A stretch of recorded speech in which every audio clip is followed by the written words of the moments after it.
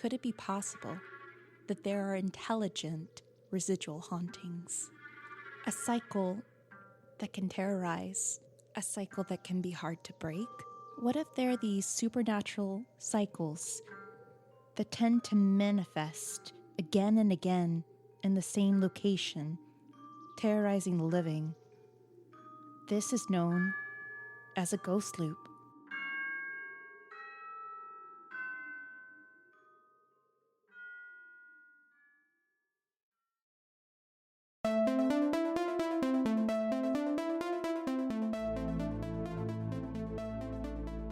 Exactly what is a ghost loop? Well, this is a question that we have for our very special guest, friend, and paranormal investigator, and not to mention the star of the new Trvl Channel series, Ghost Loop, which premieres on December 27th. We have a sit-down with our very special guest, Matt Lytle. Join us on today's episode as we talk about the new series, Ghost Loop, exactly what is a ghost loop, and what to expect from the new series. We also talk about ghost hunting, ghosts, and Matt's journey into the paranormal world. You definitely don't want to miss this episode out, guys. So grab your K2 meters, your Mel meters, your crystals, and dowsing rods as we get Hollyweird and ghost looped with Trvl Channel's star of the new series, Ghost Loop, Matt Lytle.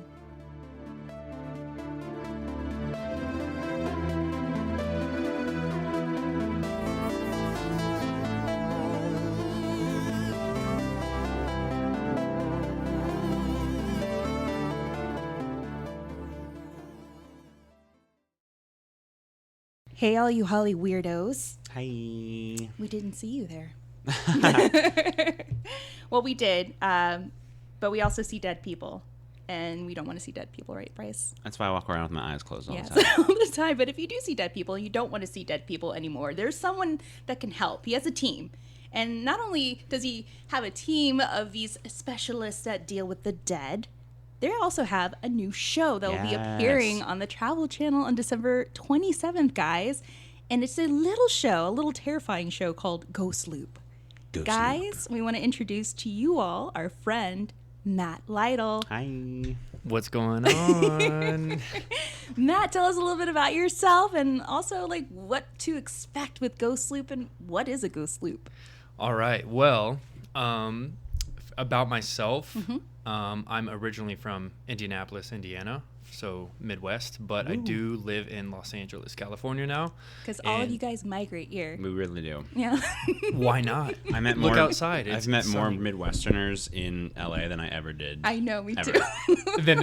Yeah. We're all trying to escape. We're basically refugees. Escape the cornfields to the orange Yeah, groves, right. Yes, Yeah. exactly. I'd rather see wide open ocean than cornfields. There you go. Maybe October cornfields, but Yeah, other than that, we've talked about that many times. The only Yes. time I actually get like homesick is during like autumn. Like, we don't have any season changes here. right. But then like the other 11 months out of the year, I'm like, yeah, fuck the Midwest. yes, exactly. That's been my mindset for the last year and a half, Yeah. and it's not going to change No, ever. it won't. Screw snow. That's the main thing. But yeah, so living here, this show, guys, was filming this first season was an experience to say the least. The past couple years, I've really been opening myself up to, reaching out to people and helping people more than just going into a place and getting evidence, Right. And, I got fortunate enough to have such a great team who also likes to help people in need and also have a lot of experience with it. Califf on the show, he's got 15 years of doing cases. Sean Austin on the show has, 10 years. Eric has 5. Kris Star, she's been doing this since she was 6 years old. Oh, wow. So, being the youngest one, I'm very blessed to have, a team who's so experienced. And that really helped out, with filming this first season. For you guys that are tuning in and wanting to know these amazing people that Matt are talking about and this awesome show that will be airing very soon, it's called Ghost Loop. Like, I guess the little tidbit is when paranormal entities terrorize the living through endless, repetitive supernatural cycles, manifesting again and again in the same location, it is known as a ghost loop. And now a team that Matt is a part of highly specialized paranormal experts who focus on this distinct type of haunting, are stepping in to help both the living and the dead. And in the Trvl Channel's new 8-episode series, you guys were busy, Ghost Loop, premiering this coming Friday, December 27th at 10 p.m. Eastern Standard Pacific Time, the team will attempt to break cycles of trapped paranormal activity and restore peace by drawing out each spirit through recreated trigger environments. Oh my God. That is okay. So some people will say, well, that sounds like a residual haunting. Right. Yeah. But this actually is different from a residual in a sense that you are recreating the environment. For example, if you're going into a location that was a 1900s hotel room that's haunted, you pretty much recreate the time era of that location as best as you can. Exactly. So first off, what a ghost loop is, it's a certain area of a haunted location, whether that be somebody's house or somebody's, small business or whatnot. So it's a specific area where an intelligent entity haunts and terrorizes, if you will, the living, but it does it by doing repetitive actions. So let me just do an example for you. Interesting. It's somebody's house. It's a couple's house, man and woman. They're laying in bed, and at night they hear noises in the room next to them. They then hear footsteps walking in the hallway, and then they see a black shadow at the corner of their room. That doesn't just happen once. That happens repetitively. This intelligent entity does the same actions to scare these people, to haunt these people, to terrorize them. And that's what a ghost loop is. The area that this intelligent entity haunts, if you will, shows itself, makes itself known. So we don't just go into a place and walk around the whole entire house and then just investigate. We take this haunting and try to narrow it down to exactly where it's happening and how it's happening. Wow. And a lot of the times it's repetitive. That's why we call it the ghost loop. And in this ghost loop is where we make our trigger environments. So a living room, sometimes the backyard, sometimes the main bedroom, and yes, we do turn these rooms or ghost loops back in time. So like you said, if it's a early 1900s hotel room where somebody was murdered, we literally go to antique stores online where we can find old 1900s whatever that was in a hotel room, and we place them in there. We don't just place objects in there. We tear down walls, put up new wallpaper. We move all this furniture, bring in new furniture. Wow. Technically not new, old furniture, but yeah. So yeah, it's like a trigger object, but it's a whole environment. And we turn that ghost loop into an environment. And I'm telling you what, it draws out the spirits. I knew that this would work before we started actually doing this for our show. But after filming the first episode, which was in Florida earlier this summer, the difference between that whole state is a ghost loop. 100%. I know, right? Seriously. We got a lot of activity because what we do is before we build the trigger environment, we still do preliminary investigations. Right. We do 2 days, 2 nights of investigating to try to, because we got to figure out what this entity is, who it is, where it's coming from. So it's not just going in, oh, this is the story, there's the ghost loop, we're good. We have to dig really, really deep into investigating, to researching. Califf is a researcher, and I've never seen a person dig so deep into history as this guy does. Wow. He's the best researcher I've ever seen in this field, doing this for 10 years, hands down. But after we figure all that out, then that's when we come up with, okay, this is going to be the trigger environment because it was this murder happened in this living room. Okay, so not really a spoiler thing, but kind of a spoiler thing. First episode is going to be Houston. We had our client named Becky, who she was hearing like crashing sounds at the front of her living room. Oh my God. Like somebody was breaking in, lives by herself. Oh, hell no. Oh crashing sounds, and she was terrified. And then she would see the entity in the hallway and in her room. What was that? That's the ghost loop, right? So, I mean, we had no idea who this was or what it was. Neither did she. She just knew that this is the activity. What do I do? So when we dug down deep, we found out all of this history of, it was in Houston. So, the Buffalo Soldiers, they had their march there, and a lot of them were hanged in jail. There's just a lot. There was a bar right down the street from her house that was active in like the 30s, I believe. And a lot of murders took place basically in her front yard from that bar. Oh my God. I mean, bad stuff. But we did find out that, there was a murder that happened there. And I don't want to spoil too much, but we think that was it. And so we turned the trigger environment into the murder scene. And that's all I can say about the trigger environment. I'm not going to give you any details when it happened. Yeah. But, you would think, it's probably the history of a war, right? No, I mean, sometimes these ghost loops, these entities in these ghost loops are very, very detailed. It happened. They're there because of one night or 10 minutes of the rest of their life. Right. And that's the ghost loop, So it's, we didn't just go in and, again, say, okay, so that's the ghost loop. Cool. We dug deep. And the evidence we caught before was insane. And I'm telling you, after building these trigger environments, during and after these trigger environments, building it, activity spiked up. And it was I was going to ask, for one thing, I mean, not to sound like I'm disputing, but do you feel like, and people might chime in and say, well, sometimes hauntings can occur, or another haunting can occur when you go in and disrupt a space, or when you bring in, like, say, these antique objects. What if they have something attached? Can they throw off the ghost loop? Absolutely. Right. Oh, absolutely. And that's another thing that we had to take account. I mean, there was one case where... It has to be careful, like, overseeing, I'm sure, by your team. Oh, yeah. There was one case where, we went into the ghost loop and, they had all this history of the actual family who still lived there, like her past grandfather. Yeah. Great-grandfather. And... we were kind of cluing in on that, but then we walked around this house and there were so many old antiques. So we had to think to ourselves, okay, could it be something from this antique or this antique? Or is it something from, her family past? So that's the stuff we had to deal with and we had to come up with, for these who's cases. The random little girl ghost with the doll that's made from the skin of her enemies all of a sudden haunting the ghost loop. Yeah. So sometimes it was definitely a crowd of spirits in the ghost loop, but our focus was the main one who was terrorizing the living. And every episode we get down to that. But yeah, a lot of these episodes we also have to cross over multiple spirits that are from other, historic stories, if you will. I'm just going to go over your team members who you mentioned and just like kind of give us a detailed description of what they do. What is your tasks? Because I know that from what you told me, you handle tech and Kris Star is the medium. I met her at David's house. She's really, really an awesome person, and she definitely has a gift. She is what I remember her telling myself and a couple of other people during the seance with Lily that she, is a star child. She has a lot of gifts, this girl.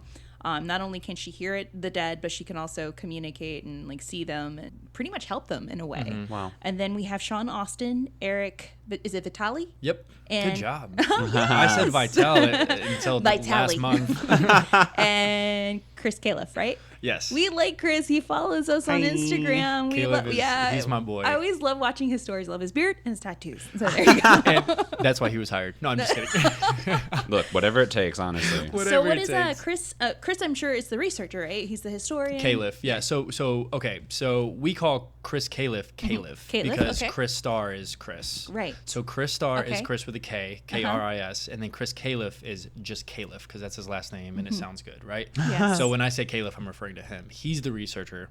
Do you want me to go into detail about? Okay, sure, so why not? Yeah, we like to get to know the team and what you hate about each member. I know. All right. What is their favorite color? I'm just kidding. How do they order their Starbucks? They're bursting through the front door like he can't be on this show. That checks out. Yeah. Our production company is just down the road, so maybe I should. We get a message from Stephanie. There's just cease and desist throwing through your window right now. It's fine. Oh my gosh! I wouldn't be surprised if any of that happened though. Yeah, it is the entertainment industry. Yeah. Been there. Right. So Kris, I'll start out with her. Okay. So she actually is what we call an empath, or she has clairsentience ability, where, as you guys know, but some of our viewers might not know, is that she can feel energy a lot more clearer and better, for lack of a better word, than most people. She can walk into a place and just absolutely get chills, or she can look around and she's a magnet. She draws the spiritual energy, but not just spiritual energy, but human energy. So she's very, very emotional. you know, she loves her team. She looks out for us. She's like a sister to me. You know, she's literally the same age as my older sister, and so we have that like brother-sister relationship where we really look out for each other on these cases. That's good. Yeah, and so she's just very caring and just super sensitive. And you know, throughout these 8 episodes, she definitely got picked on by spirits. You know, there was a lot of spirits that we dealt with that were male spirits, and they weren't good. They weren't good. You know, they had a quote liking for women.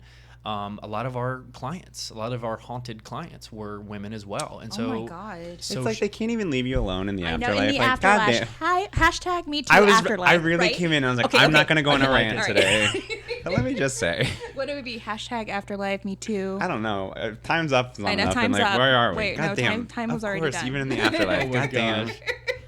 But it's so the annoying. truth. They don't leave women alone. They God. don't. And so she was what we call bait a lot. Oh, but no. here's the thing: is she wanted to be as much as emotional you have to as put she yourself is, out there, you right, know? and as caring as she is brave. I mean, she's one of the bravest women that I've ever investigated with. Oh, that's so sweet. And That's yeah, awesome. I mean, kudos to her, because going in, I didn't necessarily know how brave she was, and Yeah. I knew we had some cases that were pretty intense and pretty dark, and I mean, she took them by the horns, you know, and she was like, I'll do this. I want to do this because not that all of us didn't care. We all cared so much about our clients, but Kris just had that like extra step with the clients. She really related to them a lot on an emotional level, and that's what she brings to the team is her emotional level. Her you know, calm female presence was really nice to all of our clients, but also to a lot of the spirits too. Like I said, they are very attracted to her. So she was huge. She is huge for the team. She's very huge when it comes to all that. Very sensitive. Sean is more of a medium. He has a lot of times, and there was 3 or 4 times where before we even went to our location for Ghost Loop, where he would have visions or dreams, or he would be visited in his hotel room. One you'll see on the 3rd episode in Lubbock, Texas. Literally, the reason why we found out what was there was because of something that happened to him 6 hours into being in Lubbock, Texas. Oh my, well, you guys had a lot of things happen. I was following you on Instagram, but I'm sorry, it was a funny story because you posted this picture of this vehicle that had something wrong with the tire, and I noticed like the neighborhood looked rough. I was like, Matt, where the hell are you guys? Right? And what did they do to this truck? And you're like, no, it was actually, it's not that. It's actually like had to do with the dead. Yeah, it was paranormal. It was paranormal. And guess where that was? God, even the ghosts can be ghetto. God damn it. Same. It was in Lubbock. Oh, weird. That was Lubbock.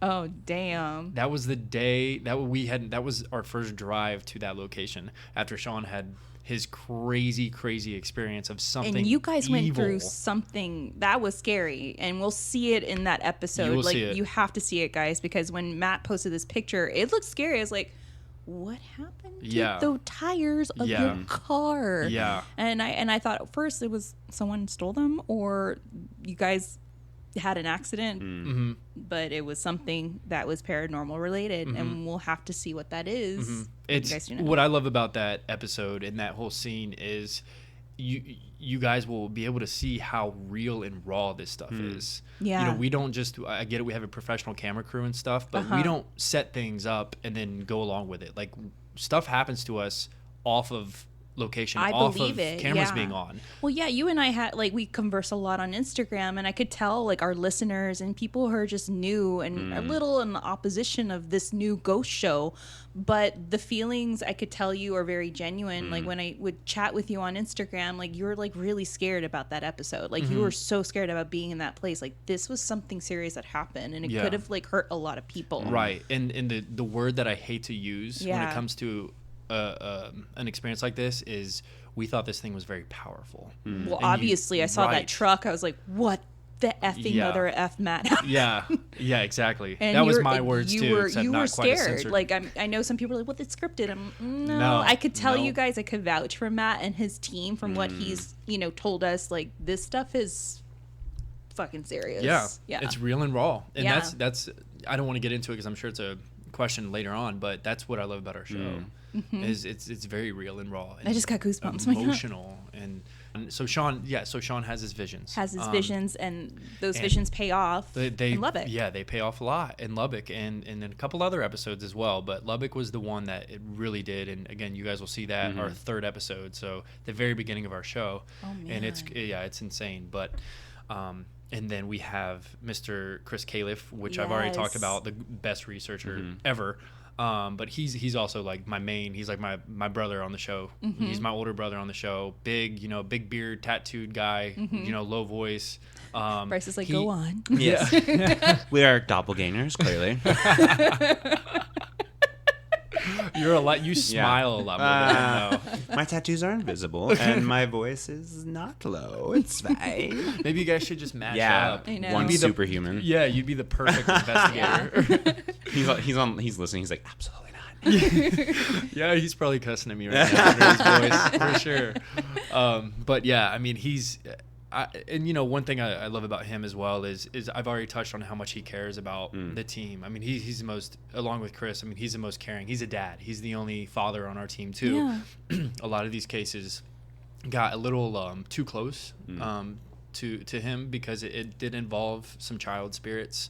Aww. So you will see him kind of not struggle, but kind of get a little more emotional than he planned on some of these cases because he can just relate to him so much. Where the rest, the four of us can't because we don't have kids, we don't have daughters like he does. And he's a trooper. I mean, he got the brunt of a lot of this disgusting, dark energy that we had on a lot of our episodes. I really want to talk to him. Yeah, I mean, hopefully I have so many questions to ask him, and I love historians and I love researchers. I'm like, what is your cocktail? Like, what do you guys do? Like, where do you go to get your information? Well, I did a lot of research with him as well. There, you'll see on the pilot, I actually interviewed everybody with him. Oh, wow. And then a lot of the episodes as well, where you don't see me during the history interviews. I'm literally right behind the camera, listening, writing down notes, because I want to know the history as well. Of course, it's so important. It's so important. Yeah, and it's good to have that element of like he does, where he has to be emotionally invested. He has to. I know some people sometimes like to debate. Well, it's best that you separate, your business from, your personal life. Like, don't bring your personal life into these things. Like, you got to. But when you're helping people, you have to have that sense of I understand what you're going through. Exactly. Especially when it comes to entities like this that are very vulnerable. You have to have that vulnerability towards them as well. Exactly. So I really respect that. Yeah, and I'm proud of him because before going into filming this show, I didn't think he'd open up as much as he did. Wow. And he did. And again, he's the most skeptical of us all. He's the probably the roughest of us all, if you will. Definitely is the roughest of us all and stuff. But just the work he put in with researching and opening himself up emotionally and caring about his team. Wow. Like I have nothing better to say about that guy. And like I just love the fact he's my best friend. You know what I mean? Yeah. Like he's fantastic. That's great. I could go on about Kate. Yeah, I mean it just shows your passion with everyone else and how you guys get along and then you have Eric as well. Vitale. Eric. Eric, if you listen to this, I love you, bro. Aww. I will say he is a character, to say the least. He is, I mean, he's, again, one of the most talented investigators. All of these guys are the most talented investigators I've ever investigated with, ever, in my 10 years of doing this, from 16 to now 26. Yeah. Like, these guys are legit, and it's insane what we brought to the table. But speaking on Eric, he is our trigger environment creator. He is the one who, I mean, we all come up with basically how, like, what we should do for the ghost loop and build a trigger environment, but he's the one who comes up with all the details. Oh, wow. He does, and again, he does a lot of research on that. He did a lot of research online of, obviously where the antique stores were, but what exactly they used back when they were copper miners. Like, what kind of beds did they sleep in? What did they eat for dinner? Wow. I mean, he went into full details to throw into this trigger environment. Oh, wow. I mean, there's down to the crumb. So he's like the Egon out of the group. Yeah. From Ghostbusters. Yes. Yeah. He's the Egon, exactly. I would say. He'd love that. I think he would love that. Yeah, he would love that comment. No. Yeah. So he's, and when it comes to him investigating, again, he's a very open-minded guy. He has his beliefs. Let me say that again. He has his beliefs, and what I love about him, though, is he's very open to, other people's beliefs, not just from the team, but from our client or from whoever's around during these cases, you know, and that I respect that a lot about him, especially him, you know, being one of the older ones of our group and, you know, being one of the more experienced ones. So a lot of respect for him when it comes to that. And again, he's a very talented guy, and he's very, very good on camera as well. That's and good. He's the other tattooed metalhead guy. Yeah, I was looking at your picture. It's like, and now, ladies and gentlemen, we present Ghost Loop. And it's like, everyone's like in this like tight black jeans, tatted up. Yeah, you know? pretty much. Yeah, Ghosts love that. Yeah, Yeah, they do. Everyone They knows do. that. They like facial hair, tattoos. facial hair, tattoos. I'm earrings. a ghost. That makes sense. Suddenly my whole life makes sense right now. Ghost Tinder.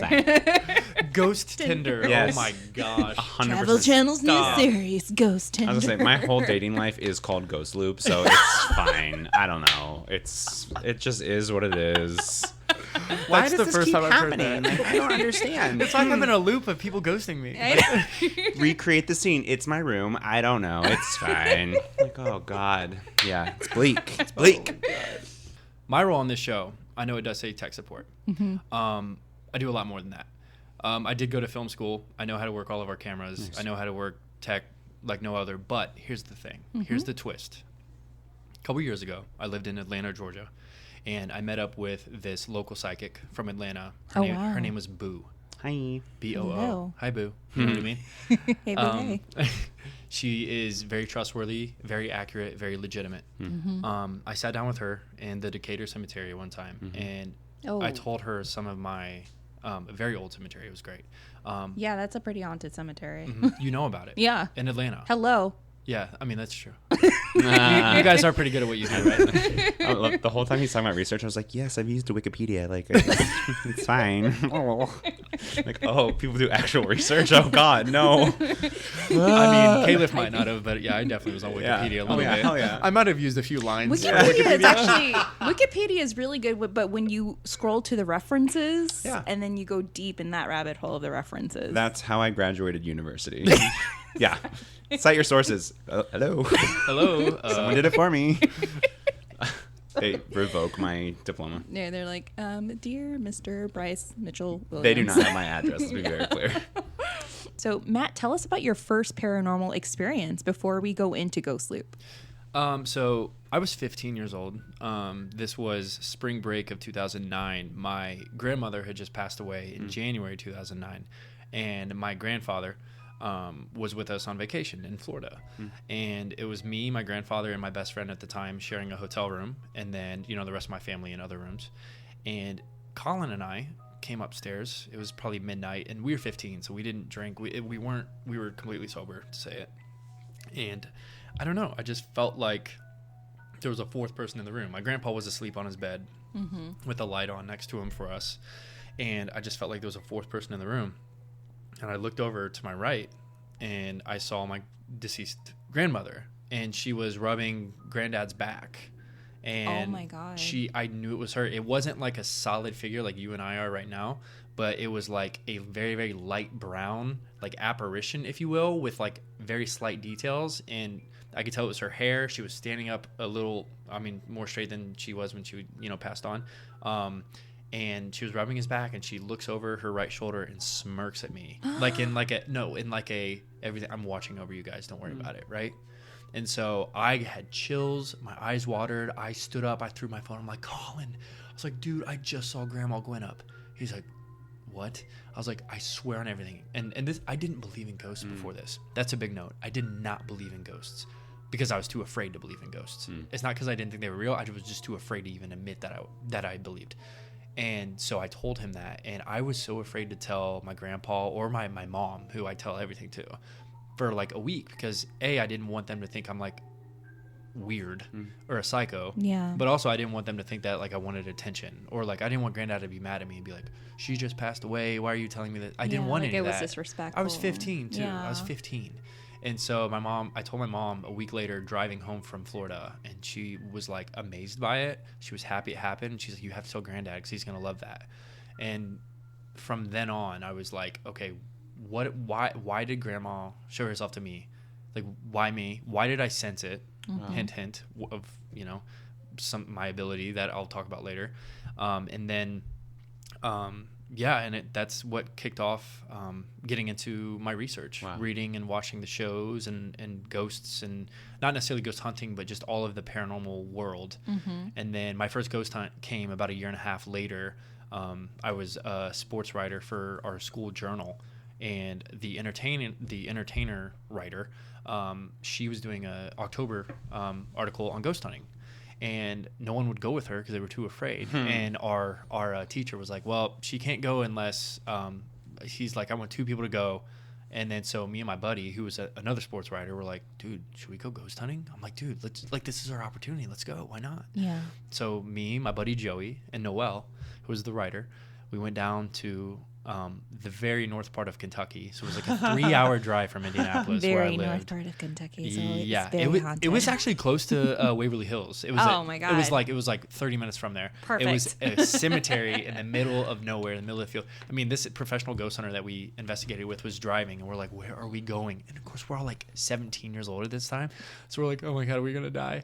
And I'm telling you what. We used a thermal camera, EVP. I mean, we caught, in like the hour and a half we were there, we caught crazy evidence. And me and my buddy Joey were hooked. So Ghost Adventures was on 24/7. We watched a little bit more Ghost Hunters, and we investigated all the time. And then that's what led to being an investigator and knowing. And what's funny is it wasn't, oh, I want to do this for a couple of years and quit. Like, I was obsessed. I was like, I want to do this for a career. And I remember telling a teacher that I ghost hunted, and he was like, yeah, I remember when that was a hobby in high school. He's like, that's funny. You'll get over it. And I was like, I looked at him straight in the eye. I was like, no, I won't. I was like, I'm doing this for a career. I'm like, this isn't just a hobby for me. And my buddies who were around me were like, I think he's serious. And of course, it's great because in my high school, like, I didn't care if people thought I was weird or not. But the funny thing is, no one did. I thought everybody would. We talk about that. It's like, being weird. It's like, fuck it. Yeah, exactly. Well, yeah, now being in our 20s is like, whatever. Like 26 now. To be weird is a good thing. Right. It makes you stand out. Yeah. So that was my first experience. And then that's what led me into actually ghost hunting. And then the obsession came. And then, boom, it just took off from there. That's for awesome. 10 years. Wow. 9 years. I don't know. I lose track of time. You guys understand. Yeah. So, yeah. In 2009, I was 42, so yes, I understand. Yes, I do understand. He's like telling this story, I'm like, 15? Oh my God. So you're sitting in a Decatur cemetery. Yes. I feel like this is leading up to a joke, which we just did, but it's not. It actually is not. Okay, good. Well, it might, but okay, so the bigger picture of my role. Tech, yes, I love tech. I loved running around with the camera a lot, blah, blah, blah, helping my team set it up. That was great. But here's the thing. A couple years ago, in the cemetery, this psychic told me, you know you have abilities, right? I said, what do you mean? She goes, what's been happening to you the past few years? And at this time, I'm probably 23 years old. That's a couple years ago. And I'm like, I definitely like sense a lot more things. Like when I do paranormal investigations, when I walk around cemeteries, it's not me like psyching myself out. It's me feeling these things. Wow. And she says, Matt, you have a very, very strong, clairsentient, sensitive empathic ability. Yep. You just have not opened up yet. Oh, yeah. At all. She goes, if you open up, then you will find yourself walking into places and being able to not just feel the energy, but tell what kind of energy is there. And male-female energy, where the entity likes to hang out, what room, what ghost loop it is in, you know? And so I did. And when I was 24, 25, I really opened myself up. And I have multiple stories where I've literally walked into somebody's apartment and I get drawn to an area and I say, okay, this entity has this is their goal. They're not here to scare you, whatever it is. It's male, it's this tall, da-da-da-da-da. And I show where that entity walks or where it crawls or whatever in the hallway or whatever.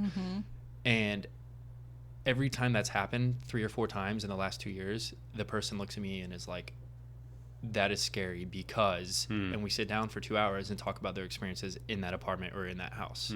And so I really opened that up filming Ghost Loop this past fall. Gosh, I remember you talking to me about that, and it was just getting more and more intense with you. And I know because When I'm you going first through met me? Yeah, because Yeah. I was going through the same journey, the spiritual journey as well. I had the same thing happen because you've seen on our Instagram things appearing on my glasses On your lens. glasses, that was, I don't want to get too into it, but wow. And then more things appeared to me recently at the Glen Tavern Inn, you know, when I stayed the night. Things that I felt were following me. And even here, I don't know if you can feel something here in my apartment, but yeah. Oh. My arms chilled up as you said that. I have a girlfriend that is staying with us right now. She's going through a tough time, but she even told me last week, she's like, Tammy, what the fuck is going on in your apartment? I'm like, what do you mean? She's like, I feel like when you're not here, like someone's here watching me. Whoa. And it's not bad, but she said that it's just, it feels like she's being observed is what it is. Okay. Yeah. So I reached out to a psychic friend of mine. She did a card reading. She's like, oh yeah, you have not only one, but two things. One's in your apartment, the other one's outside. Yeah. Oof. Yeah.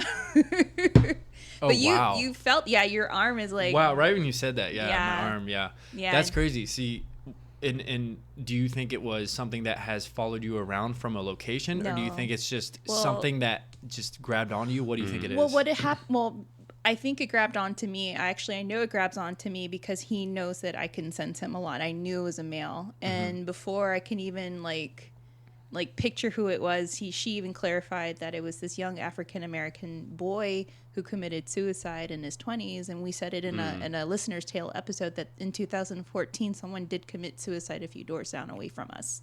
My husband heard the whole thing that occurred. The family found him. It was a really, Oh my really gosh. terrible ordeal. He was suffering from severe depression, and I think he either shot himself or hung himself, one of those two. But he just is around, and he doesn't want to leave yet. He is able to, he just doesn't want to. For the thing that's in here, I always felt like it was like a loving presence, and I found out that it's an old Spanish woman that is so interested in like the atmosphere that I've created. It's very positive here, and she loves the gadgets that I have here.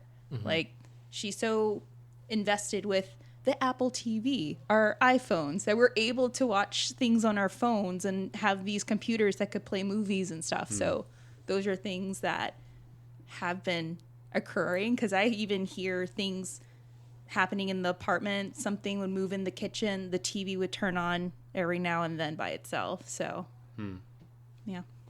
Well, that doesn't surprise me that they're attracted to this vibe, because I mean, when I first met you, I already knew, like, wow, like I was like overwhelmed by just how bright this white light is around you, and like how just positive and nice you are. And I've even told you this, phone, in person, text, all the time, but like to this day, like I really like see why spirits do attach themselves to you, and good spirits. And to you as well. Well, I appreciate it. I If I was appreciate a it. ghost, I would Yeah. attach myself to you, Matt. But yeah, so yeah, that's, But yeah, that's you crazy. do. You do have that ability. I've seen you in an investigation. That it's true. But within time, I have seen and even heard a lot of things that like have been brewing and appearing in front of you. Yeah, and you know, doing this show, this first season, I really grew, and you know, from the first I could episode tell. until the last episode, I mean, I completely opened myself up, and to be honest with you, I'm lucky I had the team I had around me. But I will say, you'll see in the Alabama episode, episode 4, I opened myself up too much. Absolutely, here's the thing is, I wanted to, in a way, because I wanted to see how far I could push my limits and push this entity's limits. I did. I wanted to do it because, again, I'm just experiencing it, and I know I have backup. I know I have Sean and Eric, who are guarded with holy water and blessed salt and all of that. I also know I have Kris Star, who is an empath, and she's my sister. She's my rock. Then I have my brother, Califf. Like, I know Right. all 4 of my teammates are there for me. So I'm like, you know what? I'm going to open up. So I'm glad I had them, but I definitely opened myself up too much. And you'll see in this Alabama episode, I don't want to say exactly what happened, but put it this way. During our trigger environment investigation, for about 10 minutes, it was a very flashy scene for me. I don't remember a lot of stuff. Wow. I do remember walking off of the set, if Oh you my will, the God. location. And you'll see, I mean, they documented it, obviously. But I don't remember a lot of it, and I do remember having to get down on the ground and ground myself and pray and do all of that, and then I felt a little better, and then I walked back up and Kris was like basically crying, like, do you not understand what just went on? I do remember. Yeah, I do believe that there was something entered my body. Oh my God. It was pretty dark too. Don't worry, I didn't punch anybody or scratch anybody, but it was Listeners, a his moment. eyes have blacked over. Should we be concerned? We're good. We're safe. It's fine. We're fine. I mean, yeah. I don't know if they did though. No one told me. No, They I'm might just have. No, I'm just kidding. But yeah, He's levitating above his chair. Yeah. No, it's fine. It's fine. fine. It's fine. He's doing yoga. It's fine. don't tempt me, okay? I would love to levitate someday. No, I'm just kidding. But yeah, so that was episode 4. I definitely opened myself up a little too much, and that happened. But I think that experience happened for a reason, because after that there was several other cases. Episode 6 when we were in Maryland, where I opened myself up, but I knew how to do it and my limits and stuff, and I ended up, again, something happened to me emotionally, but it wasn't like bad possession. Like, it was like something that I've never experienced, and you'll see it on the episode. Oh my God, I don't know if I want to. It's a very emotional case, yeah. So that's I just adore that's the another crap thing. out of you. I'm like, oh my God. Oh, it's fine. I'm fine now. I'm sure like some of our listeners are wondering, has anything followed you or your team home after shooting? Absolutely. Or during absolutely. the show? Oh shit, what happened? Give us stories. Well, it's funny because as we're filming episode 7, episode 8, a lot of times, spirits that were coming through the spirit box or EVPs or whatever it is were spirits from our other cases. Wow. I mean, we would get names, we would get voices that we caught on episode 2 when we're filming episode 7. Every single one of us, all 5 of us, had something happen to us in our hotel rooms. I saw a white mist in my mirror in Illinois, which is episode 5, which either could have been from the case or it could have been from something else. Califf saw a woman sit in his chair in his hotel room in Illinois. So probably the same entity that followed us. Sean, I mean, every time he basically closes his eyes to sleep, something bothers him. Same with Kris. I mean, there are empaths and mediums, and I mean, to this day, you could text them right now and be like, what happened last night? And they'll probably have an experience. And then same with Eric. I mean, he's the one who builds these trigger environments. So he's the one who does all the construction and stuff. And a lot of these entities don't like that. So, or they do because, they changed it back into how it was when I was alive. Yes. I love that. So Eric gets those spirits. So we all have gotten followed from all of our cases, and they're still around us. They're definitely still around us. Do you still feel like something's around you? Yeah. Oh yeah. I feel like definitely several things. I do believe that the entity from Alabama is around me. I don't think he's around me all the time, but I definitely think he pops in and out. Is he a good or a bad one? He's not good. Oh fuck. He's not good. He's not inhuman or demonic, but he's definitely not a good entity. Especially with what he did to me, and the way he made me lash out to my team, wasn't good. And we had to. That's the thing about Ghost Loop, guys, is it's raw, it's emotional, and we didn't just go in and catch evidence and say, hey, it's a woman, we just casted her out by. We go so deep into these cases emotionally and everything. And there's a lot of times where sometimes we don't know exactly how powerful it is, the entity we're dealing with. Right. And we have to overcome that as a team. And that whole episode, and then guys, our pilot episode is the one that affected all 5 of us the most. There was an ambulance called while we were shooting. That's the one in Lubbock, or? No, this is the one in Utah, Salt Lake City, Utah. This was our first and only case that had a legitimate inhuman demonic entity. Wow. We didn't know this coming into it. We found that out like while we were doing it. No, like, I wasn't. We had no idea. And all of our other cases, I mean, we have darker stuff and very powerful entities, but this we can chalk up as a true demonic force, and it got to us bad. How do you separate? Like, what is the difference between like a demonic haunting compared to a regular haunting? Well, demonic haunting, it's not just showing themselves as a black mist. I mean, it's attacking. It's a lot of attacks. It's a lot of signs of poltergeist, heavy poltergeist, tables moving, all this furniture moving. At night, sexual assault happens a lot with demonic hauntings. Oh my gosh. Stuff like that. That is not regular human hauntings. That is true demonic entity power. And I mean, again, we weren't prepared for it, and that's why I believe what happened to us, what happened to Califf, with with, you know, the ambulance getting called. I don't want to say too much, but it was insane. And then Sean, Eric, and I were really, really going at it. And it was accidental, but it was on purpose, and we didn't know. We regret what we said, but like, why did we say it? Like, it was just a bunch of scrambled stuff. And then Kris basically cried the whole episode. So it was our season finale is gonna be one to not miss. And it's emotional. It's emotional, and again, we grew from it. That's what all of these experiences from Ghost Loop season 1, we have grown from, and it took a toll on all of us. I mean, it even took me a while after we got done filming to come back here to LA and enjoy this sunshine and good weather. Yeah, it still took me a while to decompress. Exactly, to recuperate, or what's the word? Recuperate? Yeah, recuperate. Yeah, recuperate. Or decompress, or just, you know, just kind of lock yourself away. I guess what people need to understand too, like during my investigations as well, there's times where it's like I need to like not do anything, research anything about the paranormal. I have to like meditate and clear my mind and cleanse. Ground yourself. Ground and cleanse. Right. Because there's been times where, man, I can't wake up. My body is sore. Like, 100%. My head hurts and my body's sore. I call it like the hangover. Hangover. Yeah. I call it paranormal hangover, but I like hangover. Yeah. That's how I felt like when I first traveled to David's house and I investigated that bottom floor level. Gosh, like the next day I didn't want to get up. Yeah. It hurt. That energy, everything hurt. Yeah, it hurts. And like, especially because we just talked about how we have a lot of clairsentience. Yeah. So, you know, just opening yourself up. You're drained. I mean, you're completely drained. How do you open yourself up, Matt? Like, what are your steps, or what is your method on opening up to spirits? It's kind of like you just kind of sit there and, you put your wall up a lot. You don't necessarily have a step to do it, but you just know your wall's up, like you're grounded, you're strong. I do the opposite. I let myself kind of loosen up a little bit, close my eyes. I just talk to the spirits, whatever's there, use my energy, Do you again, do the 1, it's 2, 3, dangerous. 4, 5, 6, 7, 8, 9, 10? No counting. No counting? No counting. No. But I basically invite spirits to use my energy and stuff, and I'm really loose. I don't have my guard up. And again, sometimes that was dangerous, but I wanted to experience it, and I wanted to know I have to do that in order to understand how to control my ability.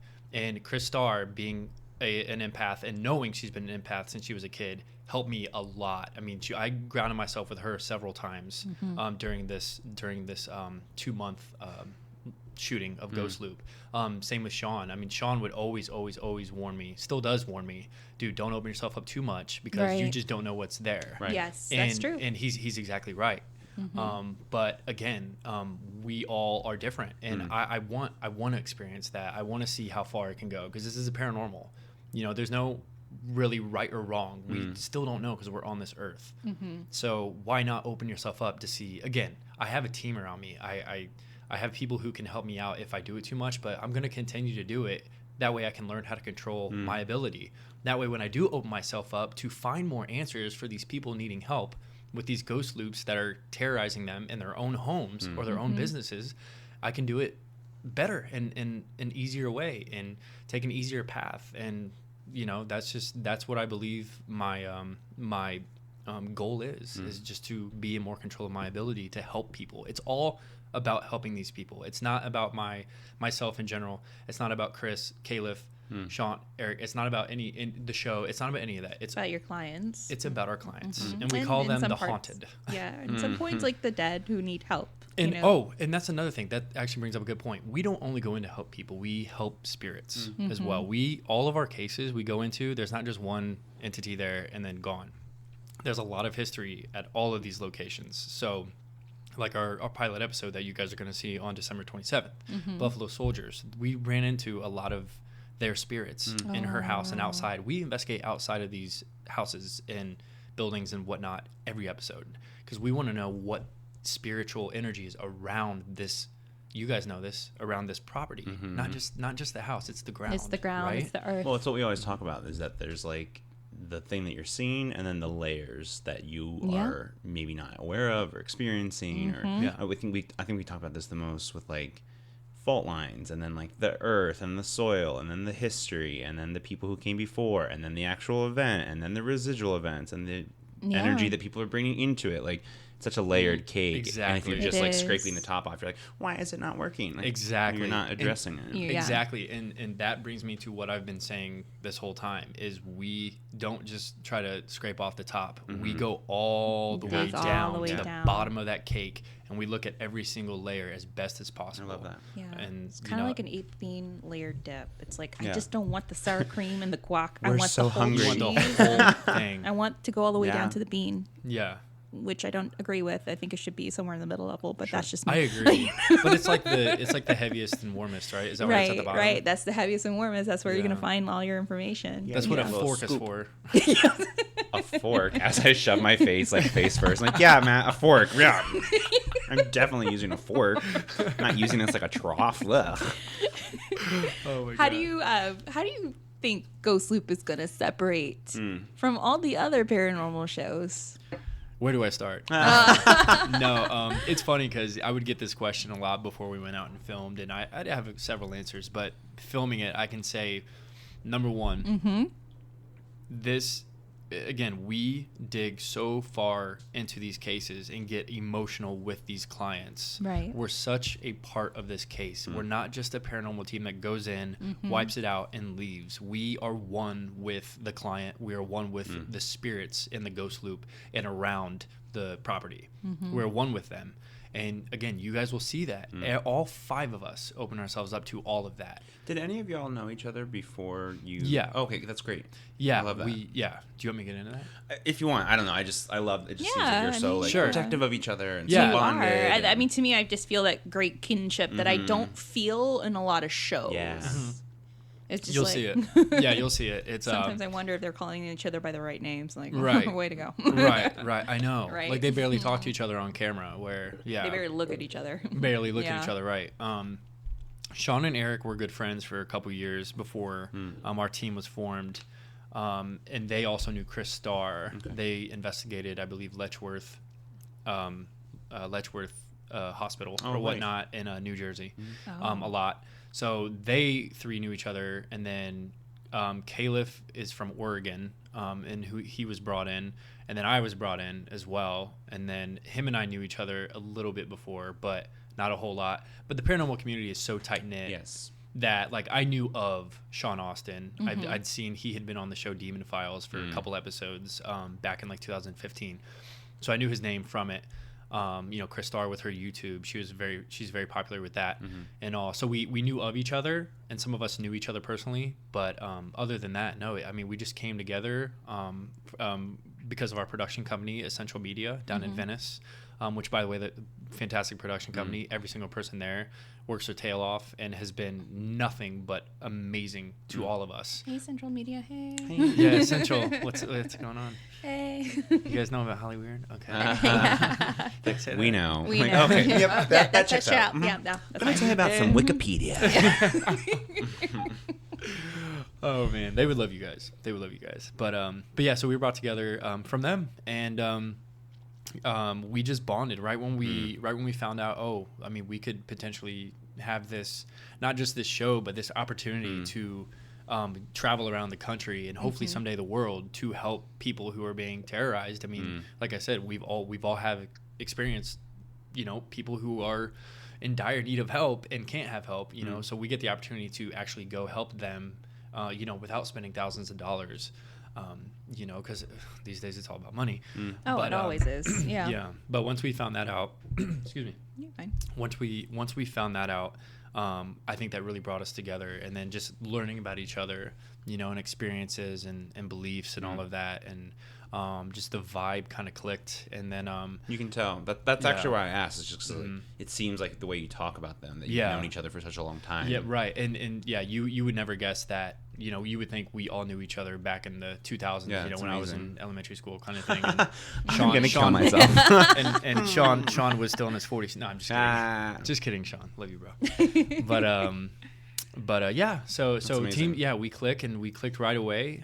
And we're just gonna continue to grow. And the more we do that, the better we're gonna be able to help people and do more cases Yeah. and Yeah. be successful at them. But yeah.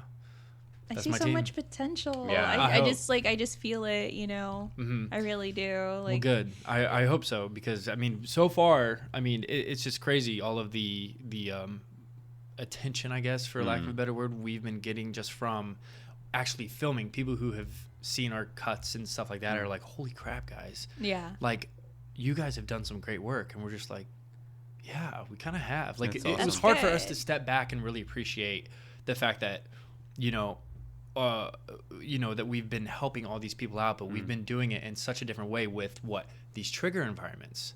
I mean, that's huge. No one Yeah. has ever done that I've before. never heard of that. On or off TV. No one's ever done an actual environment, and being able to actually have the budget to do that it's great. Like, Like, that's it's true. A, You it's guys are visually lucky to have budget. yeah, to have it's a decent visually budget. gorgeous, but it also, like, again, you should see the evidence we catch after we build these trigger environments. Yeah. It blows my mind. I mean, it still blows my mind today. I believe in ghosts more now than I did before because That's of these gonna be trigger one of my environments. questions. Oh, okay. But that's another thing. Trigger environments. The new haunting called Ghost Loop, which I've explained. Yes. And then just how emotional and raw and our team is and these investigations are. And it looks really good too. I've seen some of our cuts. I mean, I'm a filmmaker myself, and I'm like, wow, the cinematography on this show is.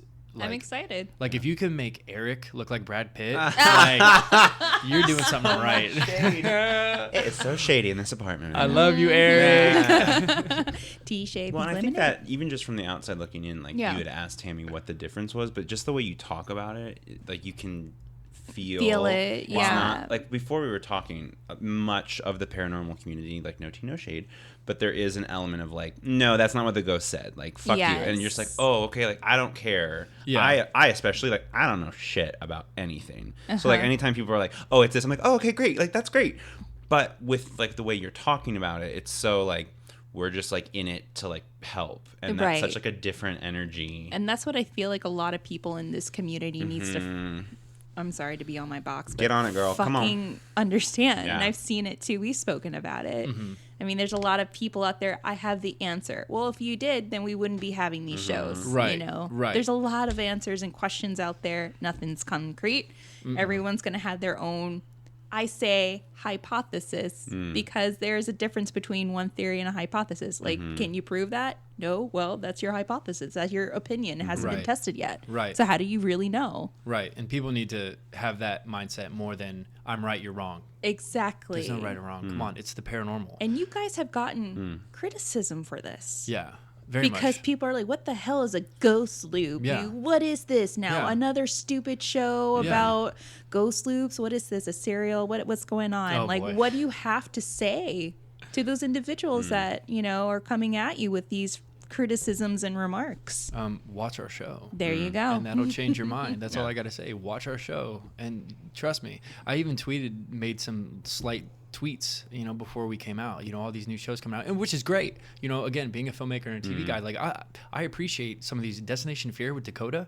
Oh my God, I love that show. I love how he's using fear, again, emotion, to see like how far you can go with all of these dark places. Yeah, Like, it's Destination amazing. Fear is the The shit Holter right now. Files, Yeah. the Holter Files, Dave Schrader. Like, Yeah. I adore the work that they do. Again, they put, you can tell they put in a lot of research into what they're that doing. I liked seeing instead of having like the music in the background, the, you know, Yeah. Yeah. the B rolls, the fancy B rolls. Like, I just want to see emotion and Yeah. I want to see like hard work hard on work. camera. Yeah. I appreciate that. Yeah. That's something I like watching. Yeah, because you guys know this. Like, there's a lot more that goes into it's called paranormal investigating for a reason. Yeah. You don't just take a K2 or digital recorder and go in and say, "Is anybody here?" You have to dig deep into it to get it right. And when you have somebody's life on the line, Yeah. literally somebody who sleeps in this room where there's entities showing itself every single night, like you have to take it serious. This isn't a joke. Like, you have to take it serious, and you got to put the work in. I love that. So. Yeah, me too. But I appreciate you guys like feeling that this show Ghost Loop is going to change things, because it is. And to those people who are sketchy about it or skeptical about it, just watch it. Just watch the show, and you know, if you don't agree or whatnot, that's the paranormal. Yeah. We don't always have to agree. We're not. This show isn't to prove, hey, ghosts are real. Da da da. This is a voice. This show is it's to show people that people go through spiritual hauntings and stuff like that. Like this is it. And to be honest with you, even if our show, it's always been legit, but we've had cases. Califf has had cases. He told me a lot. Sean, everybody, we've had cases where, you know, we go in for a couple days and there's no evidence or anything, but you got to realize that who's it about? It's not about the ghosts there. It's about the person. So you got to sit down and talk to them, because it could be their mentality. It could be something else rather than paranormal. And that's, again, another thing we did for the show.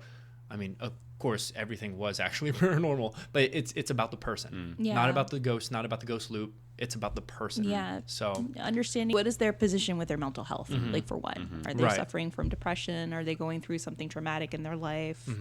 do they see things out of the corner of their eyes? Yeah. You know, and chalk that up. Do they give energy to something that's not even there?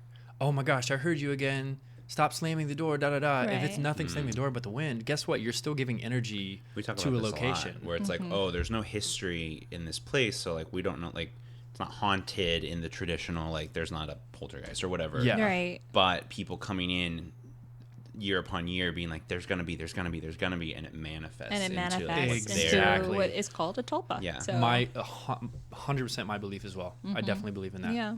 100%.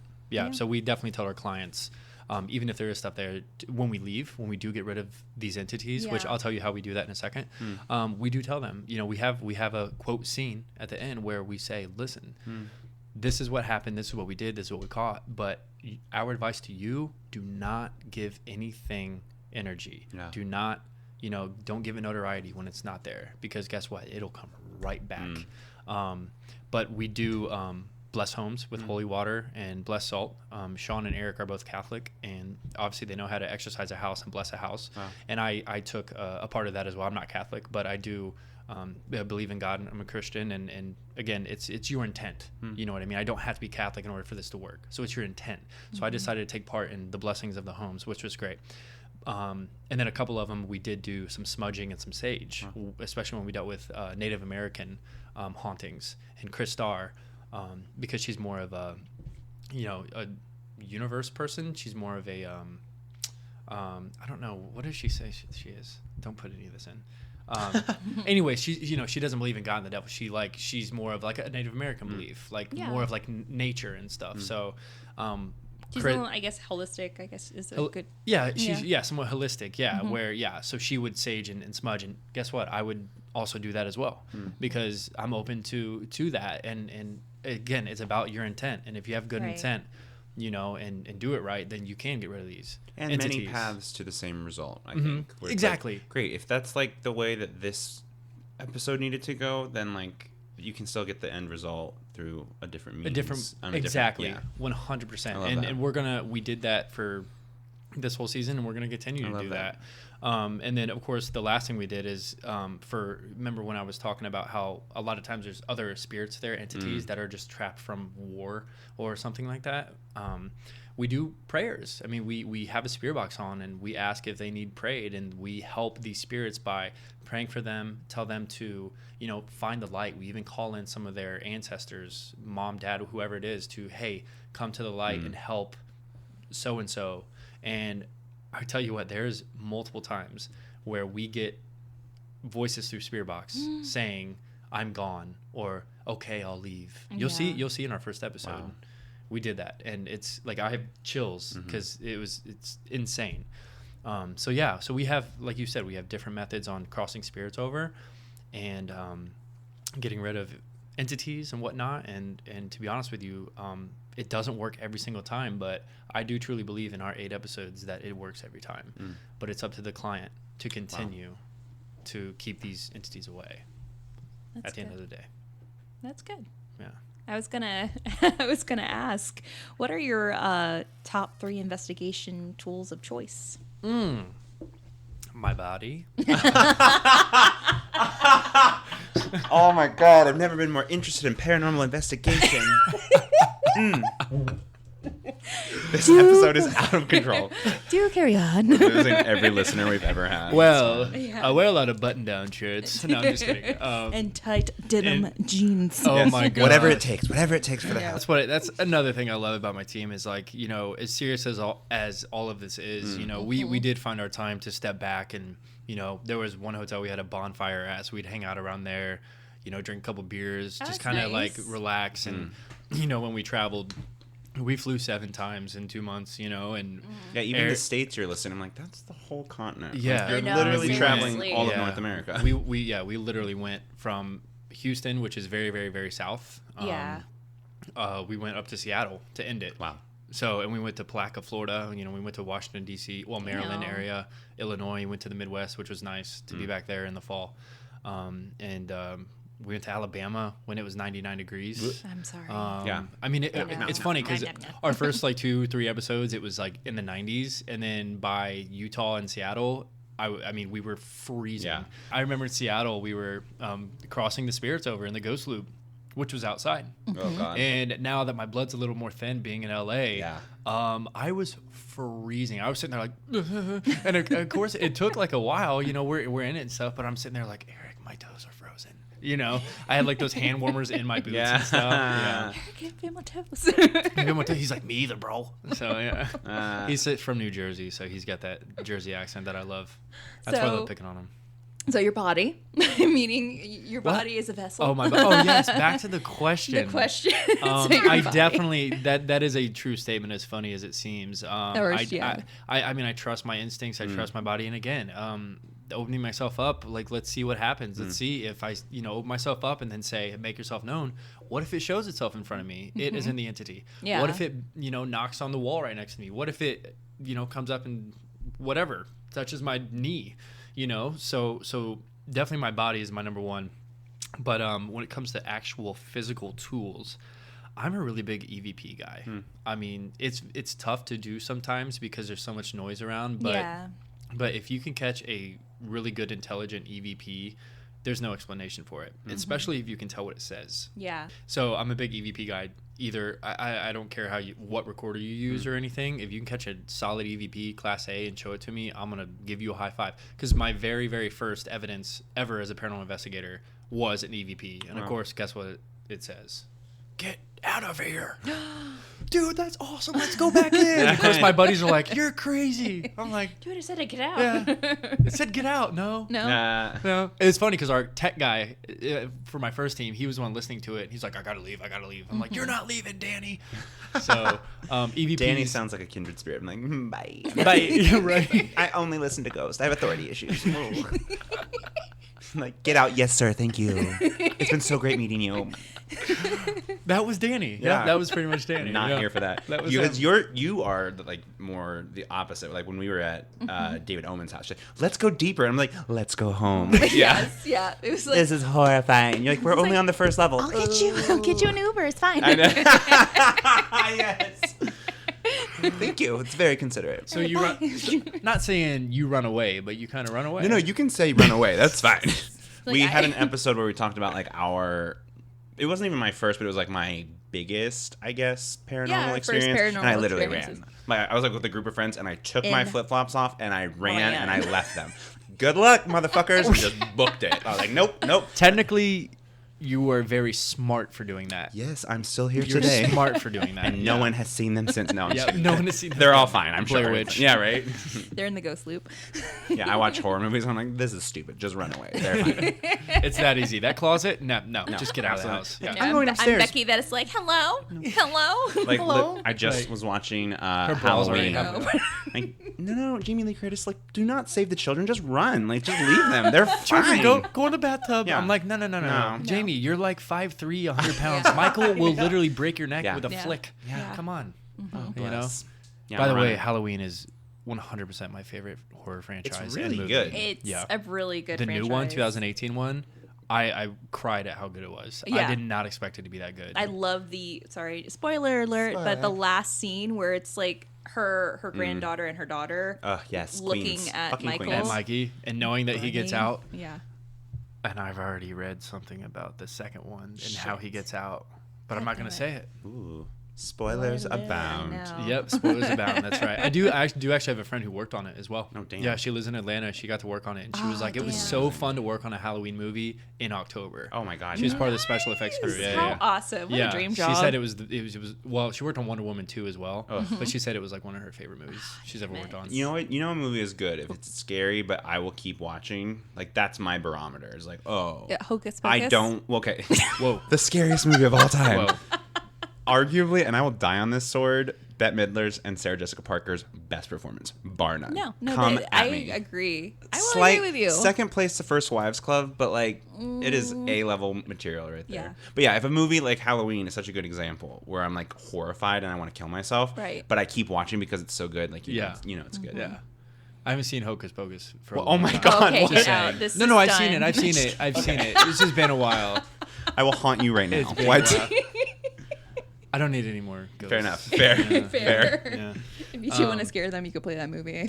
So good. I know. No, it's a really good movie.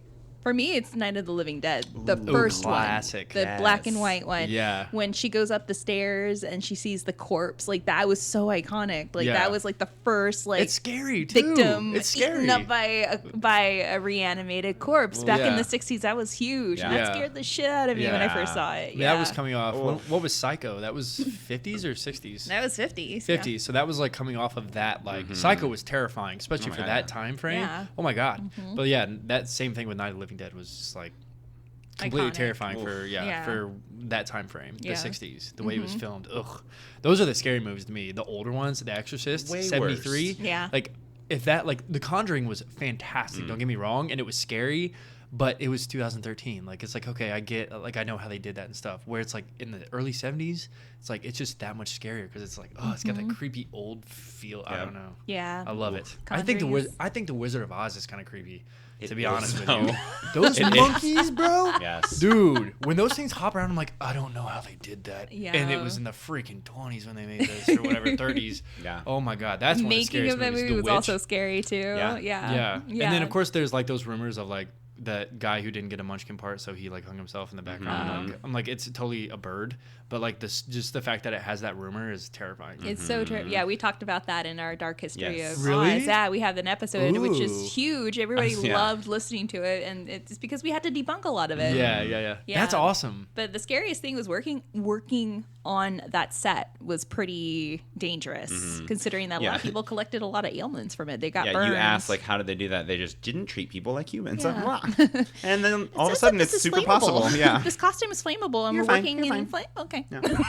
Oh God. Oh, Yeah. Oh, yeah. There was, like, a lot of it was bad. People near got burned, misses, yeah. disfigured. Yeah. People ended up collecting ailments because they actually had asbestos on set. Oh my God. When she's in that poppy field and it starts snowing, that's asbestos. Yeah. the 30s. Yeah. Can you send me a link to that whole podcast? Because I would love to listen to it. I love like Yeah, behind that the scenes episode. stuff Yeah, like it's not only that, it's studio system. It was just like this like cracking the whip on like getting these films done. It doesn't Yeah. matter who died or who gets hurt. It's like we got it. Especially the Munchkins, like Yeah. they're basically just like living props, and Yeah. poor Judy Garland, and being Oh, yeah. slapped around by Victor Fleming. Ugh. Yeah. Yeah. Girl. Dang. Nazi I mean, party. That's what's crazy. That's the 30s, right? 30s, yeah. 32 or whatever. What is that Yeah. one? Yeah.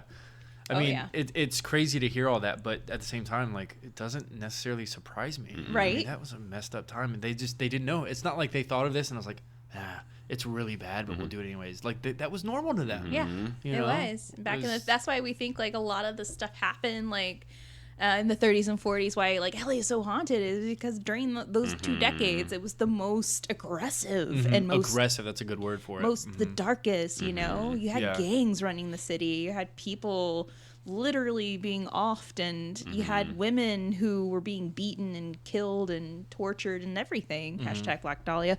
So yeah, like, people Hashtag. remember Elizabeth Short, but they don't remember the women before Elizabeth Short, the women that died before her. I mean, there was a slew of women during that time that may have been killed by her killer as well. So I mean, that was such a dark era, but it was also an era of light because all this stuff was happening. Yeah. Yeah. What would be Interesting your third Oh, third, investigation tool of choice? Third investigation tool. You know My what? pants. I love My no. Oh God. It is Ghost Loop, December 27th. Behind the scenes, TrvlChannel.com. Just pants. Like, What?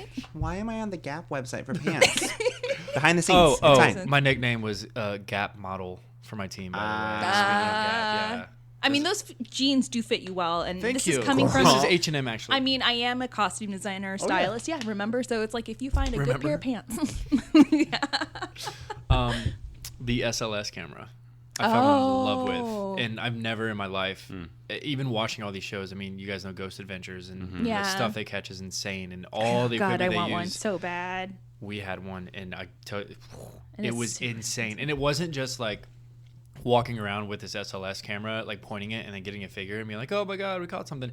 I mean, it was literally going through these ghost loops, calling out spirits of, I mean, from children to women to men to spirits that were 7 feet tall, whatever it was. We would call them out, and we would think that they're part of this ghost loop, and they would show themselves as the same height, as the same gesture. If there was, this wasn't a case, but this is just an example. If there was one that was pushing people down the stairs, it would show up literally doing the pushing. Look at my arm right now. Like I remember all of these SLS figures because I was the one who carried it around a lot, and I mean, blown away. The best SLS evidence I've ever seen in my life. That any of us, you can ask Sean and Califf, who have been doing it for even longer. Wow. The best I've ever seen. And you'll see it. We have 4 or 5 episodes where, I mean, it's incredible. Call it out and it shows itself. Like, that is so... Can I'm you use the, what? explain to our listeners what an SLS is? So SLS, structured light sensor camera. Basically, it's just a camera that maps out stick figures digitally. So if you point it at a human, it'll map out their body, form, their form as a stick figure. Well, if a stick figure shows up next to it, what is it? There's no human, so it's more than likely a spirit. And the one we had was, the one that was created by whoever created it. It was, the legitimate one, because there are some that map out like some stuff like on the wall and stuff. Yeah. But this one was like the legit one that it was very, very focused and That's and the one legitimate. that costs 4 figures, guys. Yeah, exactly. They're expensive. Yeah, so we had that one, and that's Yeah. why I knew it was all legitimate. I will go ahead and give you an example. It's a spoiler, but it doesn't spoil too much. Our Maryland case, which is the one I told you about earlier, where something went through me again, not the dark one, but something else got emotional with me. Well, right before that incident happened, there was a story of a slave that was hanged on a tree outside of this house. This wasn't even part of the ghost loop. This was just our investigation outside. And guess what? Califf and I were outside. Going around for 15 minutes. Nothing was there. And then all of a sudden, Califf stood next to the tree, and we got a figure. But the figure wasn't just standing next to him. It was literally hanging on the tree. Oh, my God. Yeah. And its feet were right, like my arms are so chilled up. This was a crazy experience.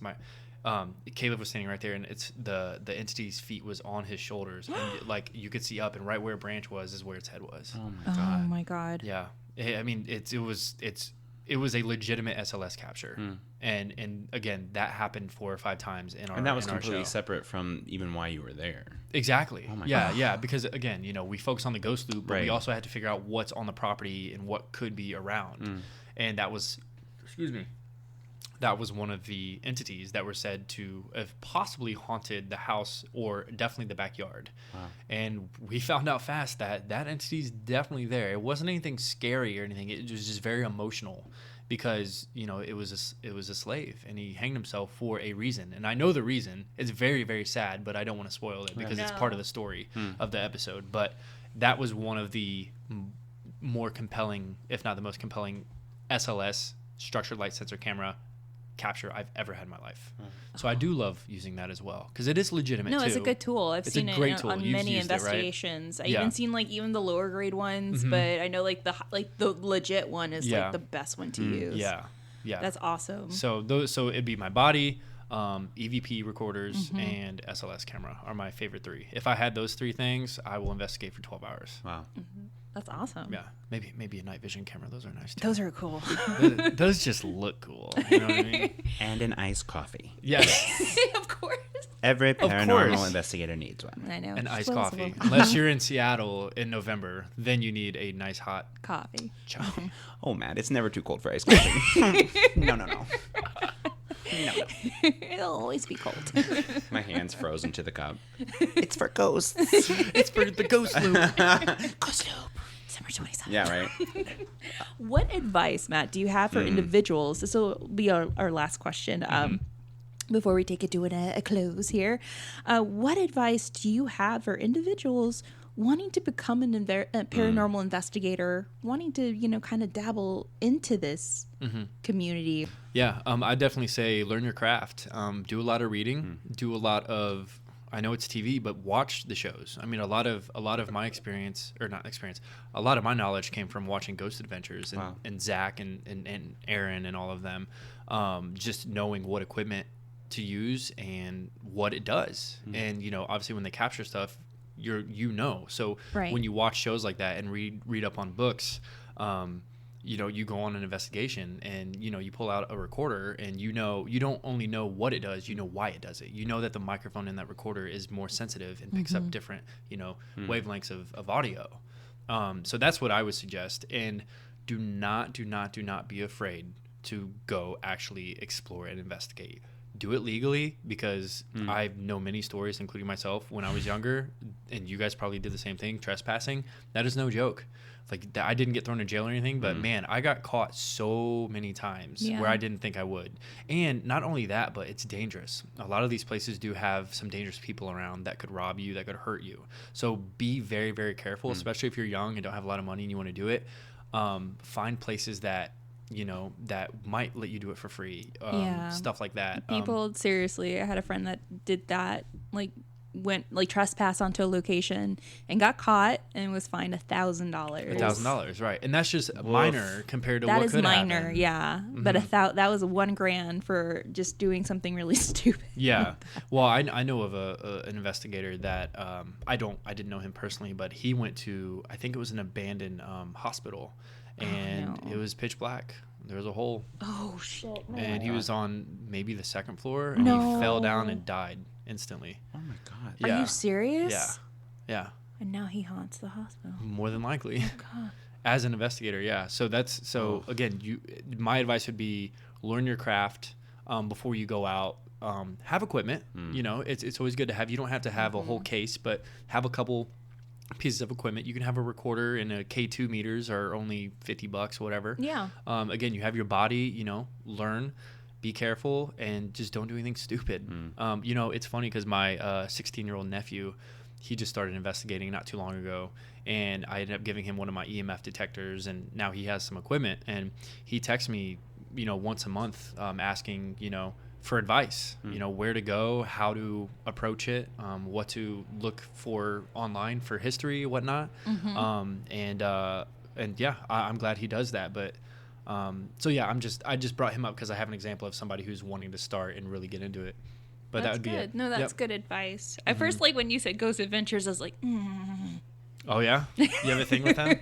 No, it's just, I guess it's that whole thing of how they kind of go in and bully ghosts that people don't agree with, and how they approach a haunting at times. I agree that, the equipment that you mentioned, that's something that I've never heard someone say, and that was very refreshing to hear. No, it's the equipment, because I feel like they've really, and we talked about it too, they really changed the paranormal community, and they really brought the paranormal and paranormal investigation more into the light, more into the mainstream. Yeah. You're talking about Ghost Adventures? Oh, yeah, of course. And that's why I respect every single one of those guys, is because, I mean, if it wasn't for them, I don't know where I'd be, to be honest with you. I mean, I went to Zach Bagans Film School in Michigan. Wow. That's because awesome. I looked up to him so much, and I wanted to and look be at a where filmmaker. You are. Right? I know. See, I've never met him. An apartment in Studio City. Ooh. I know we give him. I know we give him some slack. I know we give him some slack. I know we do, but I do respect him in that light.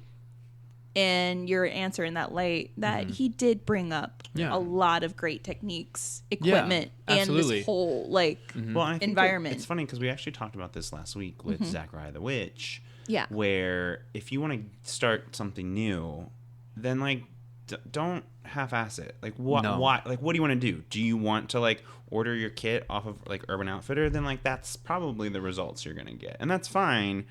But like maybe be aware of that. So like I love that like your nephew is someone who's like seeking And now advice he's and looking seeking to help, and you. like Yeah.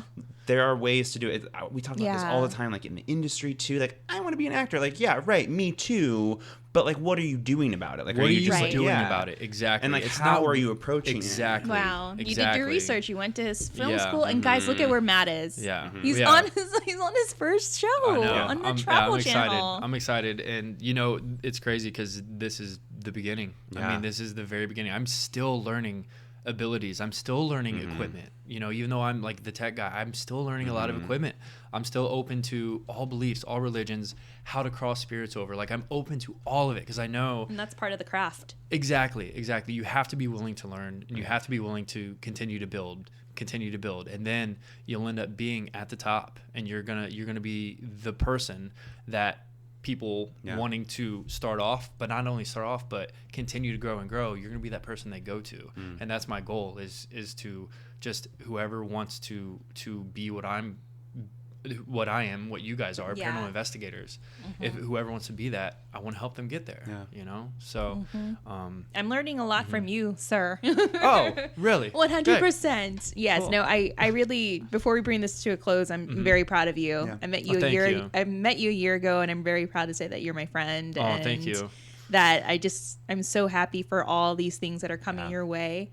So, you're doing such a great job. Like Yeah. you're on the Aw. right path right there. Thank you. Yeah. That means a lot coming from you. It really Aw. does. Like it really does. Like it's hard to you know kind of measure yourself, especially when there's so much going on, and obviously there's all these new shows and all these people want to ask me questions about paranormal. I don't know where I stand. So like hearing that, especially from a friend, and you know my family the same way. Like it really means a lot, and it motivates me to continue to not only go further with my career, but also go further as a person. Yeah. And be a better person. Aw, see, you know what I mean? that's- So That's what it's all about, guys. yeah, Well, thank you, Matt, Yes. for sitting here with us. Thank you so much. absolutely, guys. Thanks Talking for about having the me. show, your paranormal experiences, your team for that matter, and everything that's weird and spooky, your journey and the journey that you'll still be continuing, because this is just not the final stop for you. No. You have Right. many plans. I definitely hope so. I definitely feel that way as well. I'm not just saying that. I No, definitely I feel it in too. my heart. I feel it too in my gut. Yeah, that just it's going to continue, and again, my biggest thing is being able to help people. I mean, that's what's flipped me from, you know, when I was first starting to now. It was, hey, I want to prove it's real. I want to go into all these haunted, abandoned places, and now it's, I gotta help people. Like people lose their lives sometimes over hauntings. Like if you can save lives by doing this, do it. You know, so I think also like part of your journey is that you're a healer. yeah. Oh yeah. Have you even I've never thought been about told that. I've never thought of that or been told You're that. helping people. Yeah. You know, you're trying to help them move forward with their lives and help them with their surroundings so they can have a healthy lifestyle. Healthy, and live- positive. Exactly. Yeah. That's what you and your buddies are doing on Ghost Loop. You're in some way of your journey, you're a healer, and that's important. Yeah. Wow. Yeah. Have you ever thought about that? I've never thought of it that way. I mean, I just taking it. It's hard to take a step back and really look at the work you're doing and what Yeah. you're going to do. And yeah, I mean, wow, that like opens my eyes. You guys are hearing it right now. Like that's Ghost Loop That's big. season 2. yeah, The healers. the healers. Yeah, that's gonna be my role instead of tech. I'm gonna be a healer. Hashtag healer. Healer. Hashtag healer. Where can people That's stalk awesome. you, Matt? Okay, so I have a Twitter. Okay. It's at Matt_Lytle, and my last name is spelled Lytle, as you guys should know, right? Instagram is at MattJN_Lytle. Fun fact: I have 2 middle names, and no, there's no Hyphen. I have 2 middle names, and there's no hyphen. And then I do have Facebook, which I guess is just Matt Lytle, which Yeah, Facebook's. I'm I'm pretty so active happy on that. you don't have any like social media handles. The Matt Lytle. No Shade. Oh my god. First Why? of all, mine is the smirking assassin. So let's go. No, Okay. no, like the smirking assassin, I can like that's fine. But when it's like That's the only thing I in got front from of my the ex-boyfriend, name, so like, it's fine. Like if it's like the Tammy Noel Murad Yes, Chavez, I like know. come on, No, like. my ex gave me my Instagram handle. It's all I got from that. But that's like relationship. smart. Like That's all I got for that relationship. But it still works out pretty well. I feel like, am I experiencing this? Like Yeah. the what? The only name I put the word "the" in front of is the Ohio State Yeah. Buckeyes. See, my man. like that's fine. Yes. Yeah. every Big time, Ten champs, go Bucks. every time the like rookies in the NFL like say what school they're from and they say, I get so excited. I know. I'm like, oh my god, here he comes. Like here he comes. I played for them. The Ohio I know. State. Like, yeah, you like rip. Oh you're my like, god. "Whoa." Dude, the last time that fun fact, the last time that Michigan beat Ohio State, I was 9 and people were burning blue chairs and blue cars in the streets. Oh my of Columbus. god. Ohio fans are insane. Insane. Like And Insane. I thought LSU fans no were girl, crazy. it's like Ohio a whole State's different insane. level. And like Look, I all played of this, I don't know purple how and like gold much you're myself. following, but any of the like Cleveland Browns drama that's been happening Oh, with of like course, the guy, dude. I'm like, yeah, it didn't even faze me. Like he tried to murder him. I'm like, yeah, Dude, he took a helmet and smashed it into Yeah. a dude's head. Oh my god. And there's Oh, people, yeah, there's it's people in insane. Ohio where like their windshield wiper Yes. is like his arm Yeah. like coming down on. Everyone's Mason like, Rudolph's head. oh, Oakland fans, or like name any Yeah. other team. Like, no, Oak- Ohio fans are crazier. I did not promise know you, that. because Yeah. we're like hood and trashy, and like there is no limit. Yeah. What cornfields can do. No, like, What cornfields can do, The right? fact Do that not let Cleveland- them yeah. deceive you. Cornfields make people crazy, and the I fact love that it. Cleveland didn't like fall into the lake when they won, like it's a miracle. Yeah. That's a real miracle. Then let's end on that. This is chaos. What is this brought to you by? No, I'm just kidding. But guys. That's right. The Well, Ohio guys, State. check out Go Sleep on TrvelChannel.com for show extras, behind-the-scene photos, and exclusive videos. Follow at Travel Channel and hashtag Go Sleep on Facebook, Yes. Twitter, Instagram for additional content and updates. Thank you so much, Matt, Thank for you. sitting with No, us. thank you guys. And This was giving us a little blast. bit of like the Buckeye history.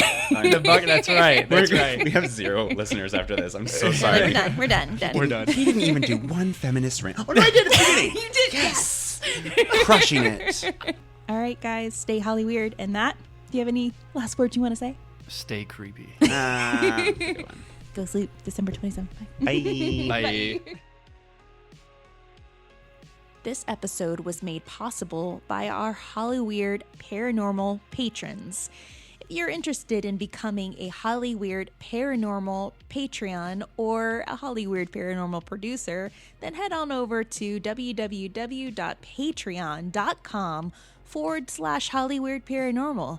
And for as little as $1 or more a month, you can help produce Hollyweird Paranormal. You'll also enjoy other perks such as becoming an automatic member to our secret podcast, the Saturday Night Ghost Club, which is a bi-monthly podcast where we go out and interview and record chilling, true ghost stories from people off the streets. You definitely don't want to miss it. If you love Hollyweird Paranormal or this episode, we'd love for you to subscribe, rate, and give us a review on iTunes. It really helps us out, and it helps us become a little more visible. Can't get enough of Hollyweird Paranormal? Then stalk us on Instagram and Facebook at Hollyweird Paranormal and Twitter at HWP Podcast. Have a story that you're dying to share, no pun intended? Then email us at hollyweirdparanormal@gmail.com so we can consider it for our listeners' tales. Catch up with our past episodes and season on blueberry.net, Apple Podcasts, Google Podcasts, TuneIn, Stitcher, CastBox, Player FM, Spotify, and wherever you get your podcasts fix. We also wanted to give another big thank you to Matt Lytle, our special guest on today's episode, who will be starring in the Trvl Channel's new series, Ghost Loop. Ghost Loop premieres Friday, December 27th on the Trvl Channel. Be sure to mark your calendars and set your clock for 10 p.m. All right, friends, till next time, always remember to stay Hollyweird.